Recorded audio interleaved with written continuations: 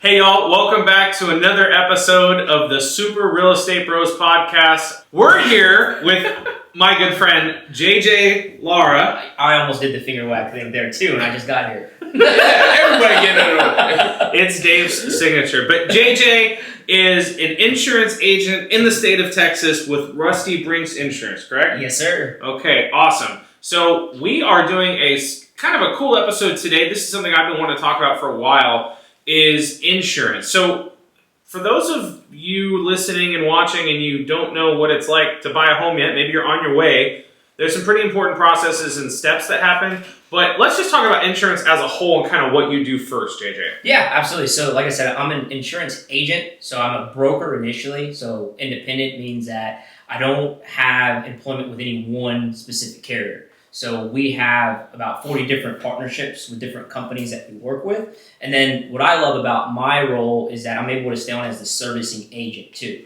So, Brian, you get your insurance with me. I shop it with everybody. I'm that point of contact for the buy. But then if you have any issues with your home, you have claim problems, you still contact me first. So I'm still able to kind of maintain that relationship, which that's what I love about it, because oftentimes you see it the other way where you have an agent that sells you the policy, right, but then they disappear on the back end, when you need them for, anything really. So that makes sense. Okay, so you're licensed in the state of Texas, yep, and you kind of deal with a wide variety of things. My experience with insurance in Texas is like one of two extremes. It's like Harvey and flooding, yeah, and then like hailstorms. Yeah. We partner with a roofing company that they deal with insurance mostly to like get people new roofs. Sure. That's kind of like one of the big roofing things that people do. Yeah. But so tell me a little bit about your role in the mortgage process, and like when someone's like, if someone goes to Dave and is in the process of buying a home, kind of what does that look like for you, and kind of walk us through that process? Yeah, so basically, and I have a lot of lender partners, right, where that once they get approved for the home and they're ready to go, the insurance, it's time for insurance to make sure they can get that done. I think on that mortgage process, that DTI is extremely important, right? So we want to make sure that the homeowner is not overpaying for insurance where it can mess up their deal, right? And that's looking at, making sure that they're not paying on a monthly basis more than what their DTI allows them, because I think Dave knows that can ruin a deal very quickly. Well, yeah, let's jump in, right, is that DTI being debt ratio. Yeah. So that insurance in the payment is going to, one, affect the payment, yep, which is maybe your own numbers as a buyer, and then also it could affect you getting approved. And we've seen that. I mean, I've been doing this 20 years. There's examples where somebody's getting approved by, a hair. The insurance comes in super high from, a national carrier or somebody who doesn't want to be doing insurance in Texas. Yes. Yeah. Do you say Geico? Yeah. Or Progressive? Are they still around? Progressive's expensive. Right. There's certain Allstate used to be like that. There were some that as soon as they mentioned the name. We're getting a cease and desist in like 2 weeks from all of these carriers. Right? Stay Farm. I think they've already pulled out probably anyway. But so no, absolutely. So, for somebody shopping insurance, sometimes it's not just, hey, I can choose any policy I want from any carrier. Yeah. It's going to matter what that's costing in a lot of scenarios. Yeah, what I'm seeing happen a lot now, especially at the beginning of this year, is that a lot of lenders are under projecting what the insurance cost is, because maybe they don't have an insurance agent. They're looking at what rates were, 3-4 months ago, which they were a lot lower than what they are now. So, that estimated amount is it's just not realistic. So the homeowner's coming in thinking, hey, I should probably be paying $100, $105 a month. It's like, that's impossible. You're just not going to get there. Now, with that being said, I do have clients that, want to get in that home. They found their dream home. An insurance policy, maybe puts them over, but there's different things we can do to adjust the policy to get them in that home. And I say, hey, maybe for the first 6 months, this is how we do it. And then we reevaluate to get you a policy that maybe has more coverages or has a little bit lower deductible. Because if their goal is to get that home, then an insurance agent has the ability to make that happen. It's just making sure that you're being clear with them. Hey, this is what the policy has, what it doesn't have, and this probably isn't the best long-term solution to insure your home as far as coverage is concerned, but we can get it done to get you in the home and then kind of evaluate their aspect. Well, and let's piggyback on that, because I'm going to elaborate on it because I've dealt with that and I've seen it with my clients. So what JJ's saying is, let's say the insurance has to be a certain dollar amount to get your loan approved to get you in the home. So the deductible is higher. Correct. Or maybe an insurance company that you wouldn't want to stick with. Once you close on the home, you can always change your insurance and get that corrected, right? But it's what gets you in the house. Correct. So a higher deductible, let's say it's 2% deductible versus a 1%, or hey, we're gonna go with this company and the coverage is kind of crappy. Correct. We'll switch it once you're in the home, or once it goes to renew, do it at that time. Yeah. So that's an option to think. Well, I want to kind of unpack something that you were saying, and this is something that a lot of people aren't really talking about. But when I have friends over that are kind of in the industry, or maybe they're just in general, like 2 doors down, my wife's friend's mother actually works at a place that is red. They have a red logo. And no more cease and desist letters. But what we've been talking about is that insurance rates have just skyrocketed. Yes. Right? So remember when we were talking about, like in previous episodes, we were talking about like the effect that mortgage rates have on a buyer's ability to get a home. Insurance rates have that as well. So it's not just interest rates, but all of these things are kind of centrifugal, right? When one goes down, one goes up, right? Car rates to buy a car right now are like 6.5%, like 7%. That's for 700 plus beacons. So you're seeing this kind of like moving around in a circle. It's centrifugal because it's going to go up and down and up and down, and it's going to mirror what's going on in the housing market, in the general car economy. You notice when people are buying more cars, it's more it's less expensive to buy a car in terms of like if there's inventory, but if there's not inventory, it's more expensive. So we're seeing that, and insurance rates are higher for these cars. I mean, even luxury cars have always been expensive, but even those rates have gone higher, right? So it becomes more expensive to own these things. Yeah. So it's our job in that process as real estate agent, insurance agent, mortgage person to make sure that you are fitting the mold of what you need. And then it's like interest rates. If we need to refinance in a couple of years, we will, right? Can't refinance back into like 2.8 probably ever again. But, I digress. But in terms of this, I shop. I mean, I want to make sure that I get the best deal. And, just because I have a company that I like and they have a cute little mobile app that I use and whatever, it's really important to go out and actually shop that regularly. So anyway, I just want to talk about that because it's really important if you look at it. The market has changed not just in the housing world, but in the insurance world. So if you go out and you go, look to shop your rates and you're like, well, I'm not paying more than, whatever, $600 for 6 months of my deductible or, my coverage premium. And then they're like, no, it's actually going to be like $1,100 this time around. And they're like, well, I'm this old and I shouldn't have to pay this much. And well, that's just the rates, unfortunately. Yep. Well, and let's add to that. So, as an example, piggybacking on this again, is I literally saw an estimate 2 days ago where the insurance was $100 a month, which it's not going to be. It's probably going to be $200 a month based on the home price or whatnot. So if you're just getting pre-approved and looking at numbers and saying, hey, my payment is $2,200, I'm okay with this, or that payment is lower than like the estimate we gave, it was higher because the insurance we know was going to be higher. Yeah. So make sure that one, and this was really never an issue that people looked at before, but it's becoming the elephant in the room, is that the insurance is higher. Yeah. Lenders will sometimes, depending on the lender, will lowball that number because, well, we're just giving an estimate. Right. So it looks attractive on paper. If you're a first-time home buyer looking at numbers, you have to give yourself a buffer in that payment based on interest rates, based on insurance, based on the taxes of the home. You cannot look at a $250,000 home has a payment of $2,100 and that's what I'm going to pay because you're going to get surprised later on into the process, right? Spoiler alert, buffer is Mary's favorite word. I just wanted to add that for a second. And Mary, if you're watching this, buffer count is 1. We're going to be, every time we say buffer, we're going to drink, that's So to buffer that conversation, just said, you have to make sure. So look, if you're about to go under contract on a home, as a buyer, I want to see an estimate from my lender specific to the taxes on that home. I'm going to call an insurance agent and say, hey, I'm thinking about buying this home.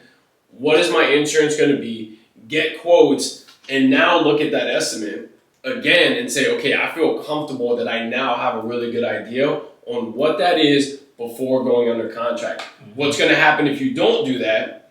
Yeah, the numbers look great. I go under contract. Shit, my insurance is $100 more a month. Yep. The taxes were $60 more a month than estimated, or $100. Yep. Now my payment's off $200.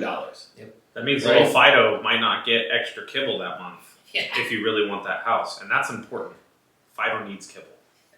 I'm gonna buffer back from that and get us back on track here. Okay, I'll get us back on track. Don't worry. Okay, so JJ, talk to me about something that maybe not a lot of people really know about because maybe it's their first time buying a home. So when I bought my house, I told people my insurance was $66 a month, and they crapped themselves. They were like, "What? How is that possible?" So talk to us a little bit about that with new construction versus resale. Yeah, new construction. So when you think about insurance, right, it's all about exposure and risk, right? So a newer a home is, if there's less opportunity for something wrong to happen to it, right? If a windstorm comes in, or a hailstorm comes in, or a hurricane comes in with strong winds, it's a new home, so the exposure and the risk is lower, which means that you're going to pay less premium, right? So when you're talking about $100 a month for insurance, that's you're only going to see that on new construction. Right, you're only going to see that. And even now, it's hard to get there. You're probably closer to like 110, 115 on the low end if you're looking at new construction. But again, it's about risk, right? You got to understand that if a home was built this year versus a home that was built in 1980, well, that 1980 home, it's older, right? So the pipes are a little bit older, the roof's a little bit older, the doors, the windows are a little bit older.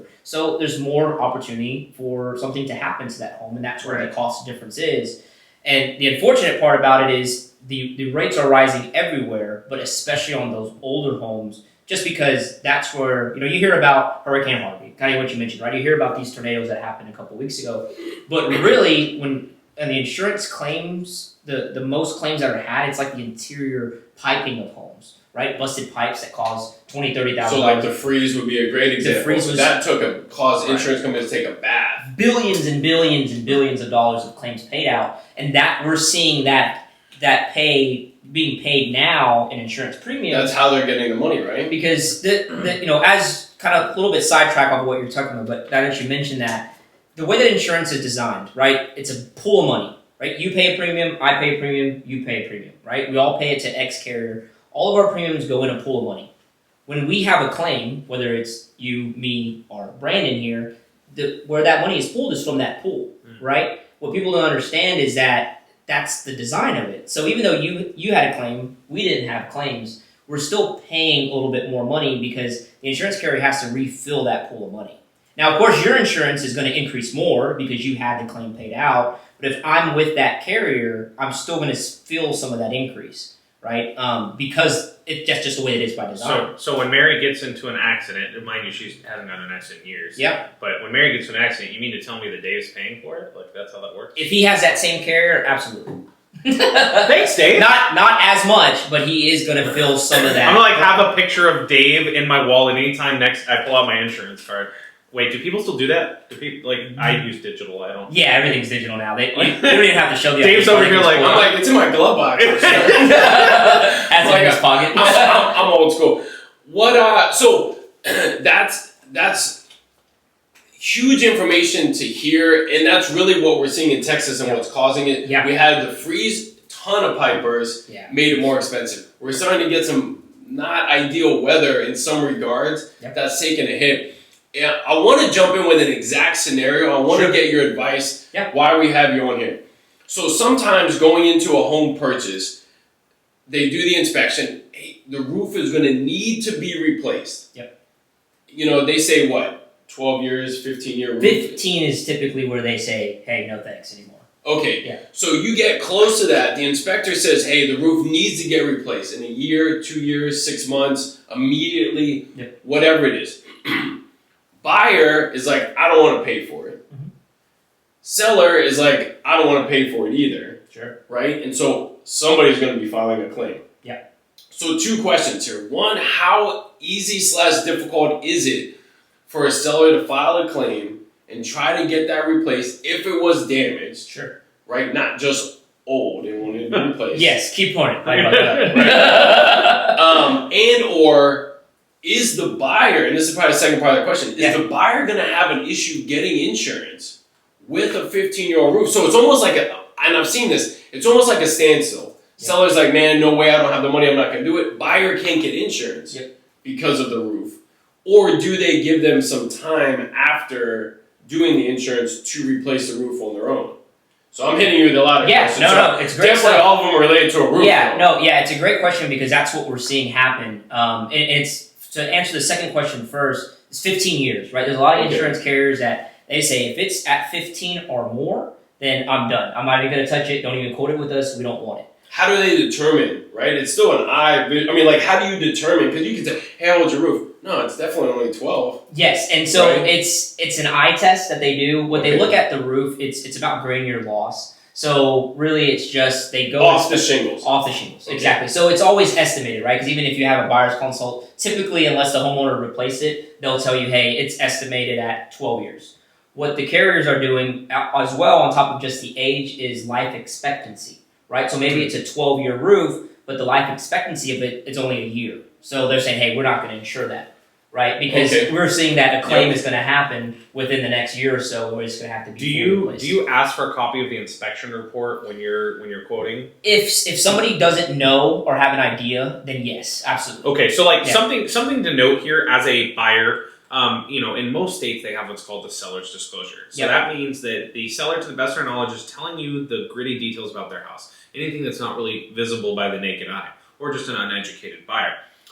So when we're talking about this, it's really important that you get the house inspected, because this could be the make or break in getting 100%. a insurance quote, or like a company could just say, hey, like, piss off, I don't want to touch this because of the age of the roof. You mentioned 1980 homes. I mean, like, most of Houston's neighborhoods were here since the 60s and 70s, right? Like, at least not Katy, right? Because Katy's a newer neighborhood. But if you go into Houston, some of these homes, they're updated on the inside, but when was the last time the roof was replaced? So anyway, that's what we'll use. And then basically the inspection, that's what I use to quote it and to issue the policy. And then the carrier is going to go do an inspection to validate that, right? So sorry, because I think all these are huge points you're hitting on. When is that inspection being done? Within 30 days now, 100%. 30 days of after closing. After closing. Okay, so here's something where, in theory, could a policy get denied after closing because of that? Absolutely. So the roof the roof is only, because in theory you're going off of someone's word. Hey, the roof's only 6 years old, if I had to guess. Sure. And then they send out that person their own insurance inspector and said, man, that roof is definitely 15 years old. Correct. We're not going to insure it. Correct. What's the process then after that? At that point, the insurance company will send a cancellation, and that policy will be completely canceled within 30 days. So then your buyer or your customer is going to have to go get insurance. What we see in my world, right, that not every insurance agent is truthful, right? I can get any policy approved. If you came to me as a lender and said, hey, JJ, I need this, I can get it done, right? 100% get it done. But then what happens is, one, I could lose my license, right, for fraud, basically, because I'm making things up. But the other thing is that the client gets screwed because they get a policy that's $1,500, right? Everything looks great. But then in 30 days, that policy's canceled. Now they're going to go find the actual policy to insure their home with a 12-year-old roof versus a brand new roof. So you would re-quote in that example, and most likely at a higher cost, or the client would have to go and replace the roof on their own. Correct. To be able to get insurance. Yes. Now, in the other example, I've had clients that said, hey, it is a 15-year-old roof. We are going to replace it within 30 to 60 days, right? If a buyer has the intention to replace it, what we can do is we can insure it at the 15-year-old roof. The same thing, the inspector is going to go out and say, hey, either you need to replace it or we're going to cancel. Well, then they'll give them about 60 days to do it. So if a buyer is going to replace a roof within 90 days, they can keep that same policy, and then it'll kind of get discounted from there as well. If they're going to replace it. So in theory, you'd have to re-quote if they redid the roof, or you're doing the insurance based on them replacing within, let's say, 60 days after closing, and so you're giving them the lower quote. Correct. Okay. So something of note here, and something that's actually really important. We're talking about cancellation. If you don't pay, you don't play. Yeah. Right? So when we're talking about if they cancel your insurance, that messes up your deed, or not your deed, the mortgage, and the mortgage, the lien holder actually has a they have a clause in the, I guess it's the deed, right? In the mortgage documents as a whole. In the mortgage documents as a whole, they have a thing that says, hey, if you don't carry insurance, just like owning, like if you're financing a vehicle and you don't carry insurance, you're going to get an angry letter from your lending company that technically owns the title on the car right now and says, hey, like this is a whole nother topic, but it really blows my mind that like when you buy a house and you're not paying cash, you don't really own the house 100% until you pay it off. But anyway, stay tuned. Brandon and I are nerding out on this stuff right now. No, all these scenarios, poor JJ had no idea. I was like, man, I got specific questions. No, I love it because these are the things that you don't hear about, right? Everyone says, give me an insurance policy. I have to have it because, my lender told me I have to have it, right? My mortgage said I have to have it, and then that's it. There's no they don't really know why. Exactly. Well, and or the not lying, but maybe misrepresentation of the truth. Correct. Of the roof is like, hey, oh no, it's for sure only X or this or that. Thinking you're benefiting yourself and you're really going to shoot yourself in the foot. Correct. Right? And then now, so to piggyback on that, and Brandon jump in on this to buffer us, but I'm not buffering because we're definitely in this topic. I'm holding on to buffer. I think that's, we're going to have a counter in this, right? Where we say buffer. So Brandon, let's add to that. A seller going to sell their home, old ass roof. Yeah. Right? Hey, it's a hot market. Who cares? It's not going to be a problem. Everything is selling. And they're selling quick at top dollar, whatever. I'm not doing any work.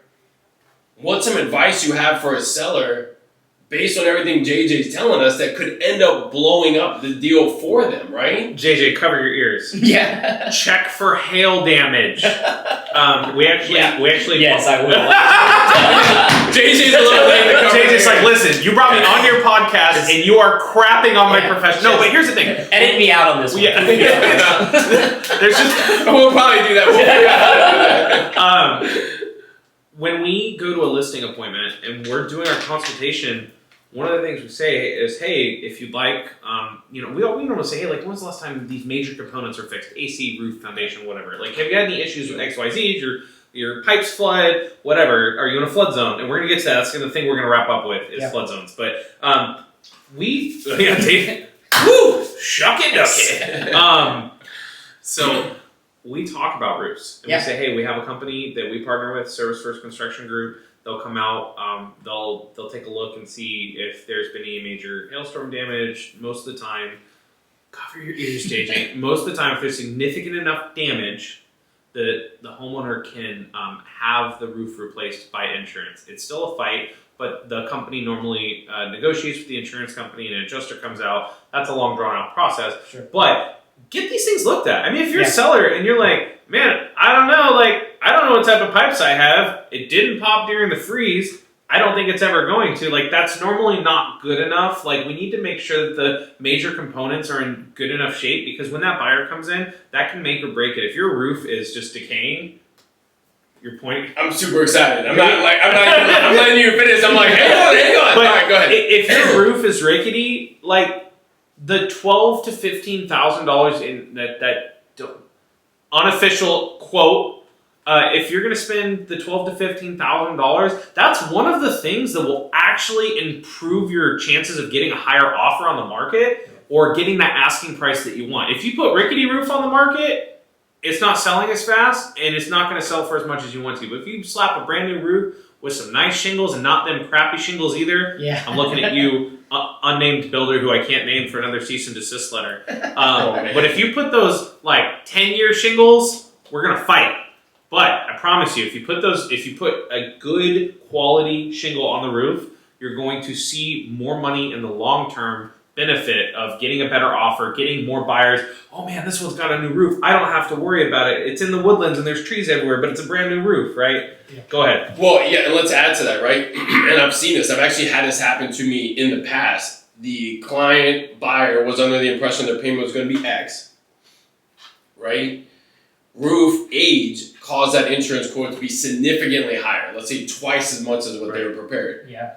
And at that point, seller's not budging.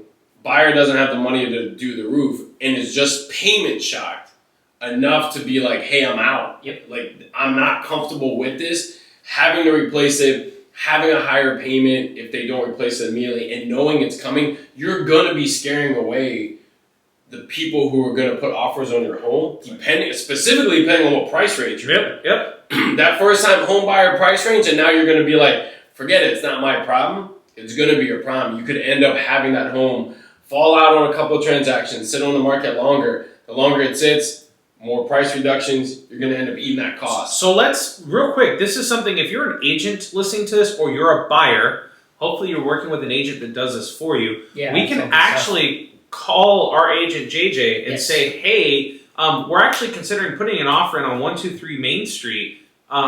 Here's the seller's disclosure. Can you get me a quote? Yeah. Because here's what's happening right now, y'all, and this is, a continuation of the mortgage discussion. People are getting payment shock, sticker shock. I mean, I went to a car dealership the other day, and the car was like 12 grand more than my dad was willing to pay for it. Like, that's just ridiculous. But he was like, wow, I didn't realize they had gotten this bad. And it's like, yeah. But if we prep ourselves ahead of time and make sure that we're putting the right foot forward on this, we can actually go, hey, this is what your payments. We can go to Dave and say, hey, this is the property we want to write an offer on. We can go to JJ and say, hey, this is the condition of XYZ. And then the estimate that you get from the lender is a lot closer than it would be if we just went in blind. So make sure that you're working with people that do stuff like that and put your best interests at heart for that. Because that's going to save you a lot of stress, a lot of money. It's going to save you option fee if you have to back out of a house because the roof is rickety, right? Those are things that will save you money. Speaking of saving money or spending thousands of dollars on things that absolutely blow. Kind of too far extremes. Yeah. Saving money or spending a shitload. Yeah, exactly. The more you know. Let's talk about what we deal with here on the coast. Yeah. Let's talk about flooding. Yeah. I don't want to spend a whole episode on this. I Sure. want to just talk about it real quick because we've had some major changes in FEMA flood maps and things like that. So JJ, give me a breakdown of the flood zones and kind of what they implicate. So give me the AE, the X, and what's the one after that? Y? Yeah. So Okay. to keep it super simple, right, is Please. the X zone is what they call the non-flood zone, right? Which on a mortgage perspective, flood insurance is not required on the purchase. Yes. Your AE zone, it's going to be required, right? So that you have to account for that cost because you're not going to be able to get that mortgage approved if you're in that AE zone. What they signify in FEMA's world is, technically the X zone is at a lower risk to flood, but I don't put too much stock in it because they change oftentimes. Yes. There's a lot of new construction, as we know, and you see the inclement weather that we have every day. Typically my suggestion to buyers is that get a flood quote no matter what home you're purchasing, just so you have the idea of what that cost is going to be. So let's say it's in X, right? Roughly what could somebody expect to pay in flood insurance if it's not required for the mortgage?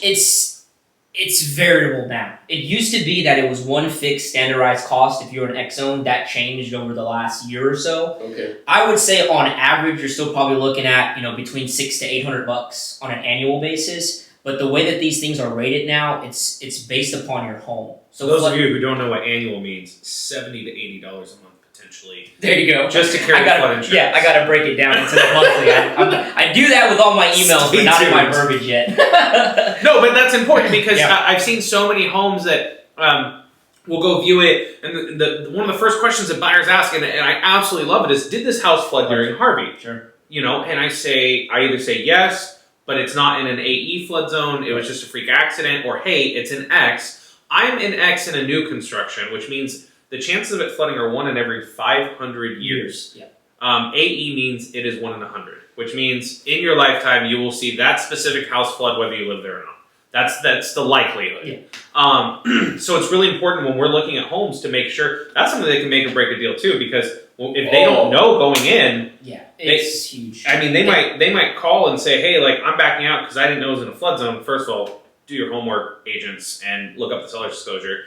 But also, go on the FEMA flood maps. It's a public website. It's a government website. You can go in. I look almost every house that we look at. I'm looking, hey, what's flooding nearby? I live off of Becker in Hockley, and all of Becker floods, and our neighborhood doesn't really flood because it's new construction, and we're higher up. As you mentioned it, the newer the construction, the better the drainage is, everything like that. But do your homework beforehand, because just give us a rough estimate. If it's in an AE, and depending on if it's flooded previously or not, what are we looking at? Well, see, that's the hard part because it's not standardized anymore, right? I've actually seen AE flood rates be lower than X sometimes, or vice versa. You're in an X zone and your rate is higher than an AE zone. So, okay, with it being variable, what are some things that would definitely cause it to be affected? If it flooded before? Yes and no. Honestly, if it's flooded before, yes or no. So that's like a maybe. Because if it's multiple, like if it's flooded multiple times, multiple times, then yes, multiple times it would be a higher quote automatically. Then one time, no, because they're still looking at the way that it's rated. It's about your individual home too, right? So how big is your home, right? Is it a 1-story? Is it a 2-story? Kind of like your homeowner's insurance is rated. That's how the flood insurance is being rated now. In the past, it was, again, when I say standardized, it was just, you're in an X zone, you pay $600, that's it.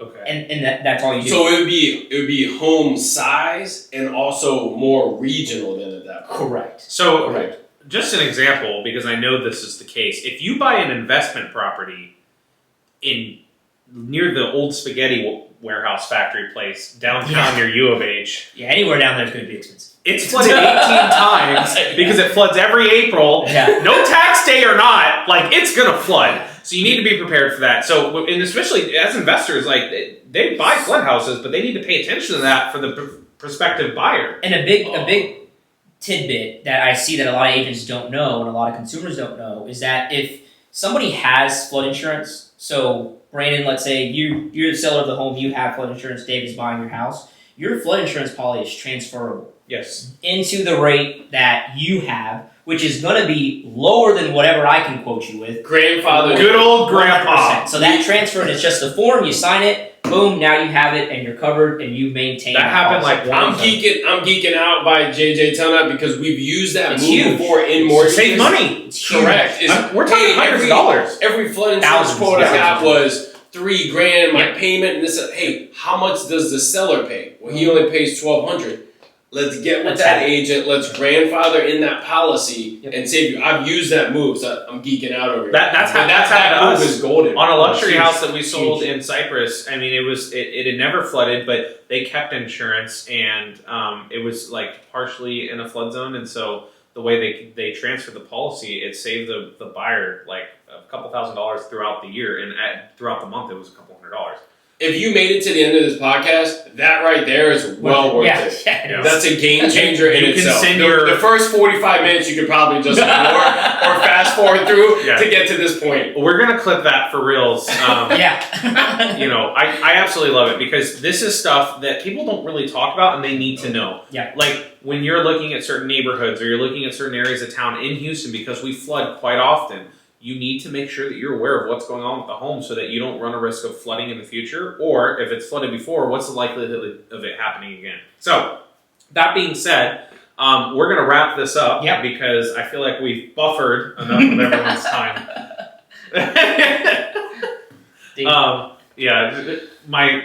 Mary's assistant is actually off camera. He's probably texting her like, "Oh my God, they are trashing you on this podcast right now." It's so weird. Brandon said it was his assistant when we came. I like how he's my assistant for the week.